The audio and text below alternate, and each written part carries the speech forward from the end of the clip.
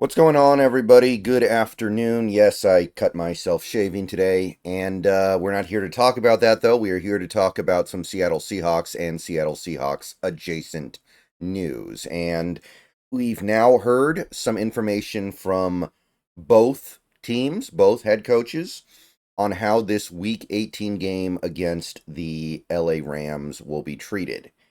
So I already made that video earlier today talking about the possibility of seeing Sam Howell get an opportunity to start and play a full game this weekend. So we've already gotten an answer. I guess Mike McDonald watched my video, and I guess he was like, I got to address this.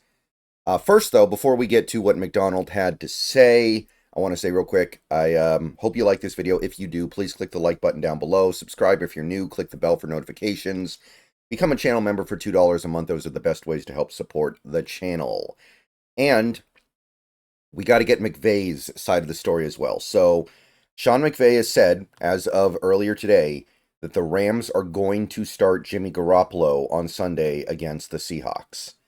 And it is also expected, because McVay has done this before, that he will hand over play calling duties to Mike LaFleur, because he did the same thing last year.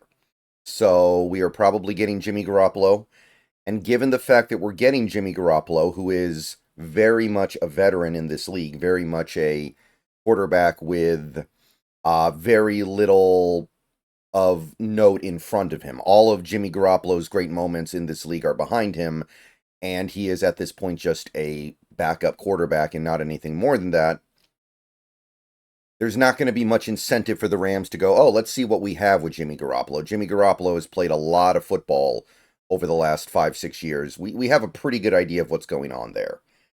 So there's not going to be any drive on the Rams' part to say, let's give him all of our weapons. Let's give him all of our best players. Let's put, Cooper Kupp and Puka out there for as many snaps as possible. Let's play this guy. Let's play that guy. Probably not going to see any of that from the Rams. So we're probably seeing a lot of backups from LA. So on the face of it, that presents a scenario where you would certainly expect the Seahawks to be able to win. When you're getting a Rams team that isn't valuing this win, then, okay, let me take that back. They might be valuing the win, but they're not going to overextend themselves to get it. They understand that this win only means so much. It is worth noting that they could move up to the 3 seed if they win this game, but apparently they're deciding they don't really value that, because if they did, they'd be playing Matt Stafford. So we are getting the backups from the Rams. At the minimum, we're getting Jimmy Garoppolo. I would assume we're getting many others as well. If you don't want to risk Stafford, you probably don't want to risk Jared Verse. You probably don't want to risk Byron Young. You probably don't want to risk any of your other really good players that you value and you don't want to lose. So that's that part of it. Let's talk about the Seahawks side of it. So Mike McDonald had some things to say when he was asked about this final game. And obviously we all know this final game doesn't mean as much as a typical game because there's nothing to play for. Mike McDonald said they have a standard they're trying to set here, and they can't let outside forces impact their mentality and how they play. That's not how we're going to operate. That's soft, frankly, so that's not what we're going to be. This is absolutely the right mentality to have. I love to hear it from my head coach. I wouldn't expect anything different from any NFL head coach. I don't think any NFL head coach would go out there and say, hey, we want to lose because of X, Y, and Z. Or we're going to just go ahead and take it easy this game because we know the game doesn't mean anything for playoff stuff. Game still means stuff. If it didn't mean anything, they wouldn't be playing it. So this is, I think, a good thing to hear from your coach. It's the mentality you want to at least hear publicly. Obviously, there are very, very rare occasions where a team might devalue winning, but I don't think this is going to be one of those circumstances. The Seahawks, and I'll probably have to make another video about this soon, the Seahawks do not really have the ability to move up in the draft this year at this point. They can move up one spot potentially from 18 to 17, but that is not something this team should place a high value on. The win should be worth more than maybe moving up one spot. So it looks like we're getting the best effort from the Seahawks. That doesn't mean every starter is going to start. If the doctors were to look at somebody like Geno Smith, look at his knee and be like, hey, this is not safe for him to be playing right now, then maybe you would see Sam Howell, whereas you would see Geno Smith in a game that we really needed to win. But you can still try to win without having your number one quarterback. That's kind of the point here. Like, there are going to be other players who don't play in this game, I'm sure, because of injuries, but that doesn't mean we're not trying to win. That just means players are hurt. And we did get a concrete answer on the Sam Howell issue, which I made a video on earlier today. McDonald reiterated again the Seahawks will play their starters. No plans to say Sam Howell. So if you were wondering, are we going to see the backup quarterback? Are we going to see if he deserves another shot at being a Seahawk next season? Answer's no. And I'll say it again. Hopefully, this team has a pretty decent idea of what they think of Sam Howell based off of the preseason and training camp and practice. So they should already have most of the information they need. So that kind of answers it there.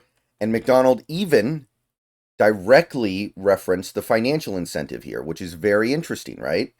Mike McDonald, according to Dugar here, mentioned financial motivations and milestones for some players in final game.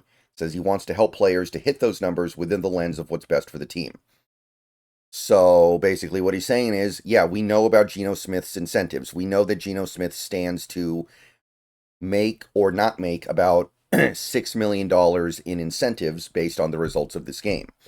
And they're going to try to get him those incentives. There are probably some incentives that we don't know about. They're probably very small, like, $500,000 for X number of catches, $500,000 for X number of tackles. There might be some stuff that is not even really worth getting into as a fan, but it sounds like he's aware of that and he's good with it. He's fine with it, and that's probably the right mentality to have. The money that you save on these escalators and incentives by not playing a player is probably not worth the hit to the franchise's reputation if you decide to play like that.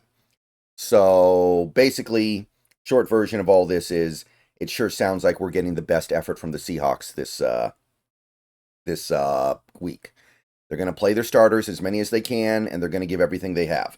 McDonald even said that he will be calling plays for the defense, and Ryan Grubb will be calling plays for the offense. And this may be, hopefully, in my opinion, the last game that Ryan Grubb calls plays for the Seahawks, but there's no reason to give it to anybody else. Some people might argue, hey, what about Jake Peetz? He's on the staff already. You could give him a game, see what he can do, but how much are you going to learn from one game anyway? Like, is that just a way to punish Ryan Grubb for a bad season? Is that just a way to make it look like you're doing something when you're actually not? Maybe. But yeah, we're getting the best effort from the Seahawks this week. So don't expect to see a bunch of backups. We're not backing up the trucks here. All right, I'll see you guys later. Go Hawks. Just wanted to pass all this along. Certainly interesting. Gives us something a little more substantial to talk about. All right, go Hawks. See you guys later.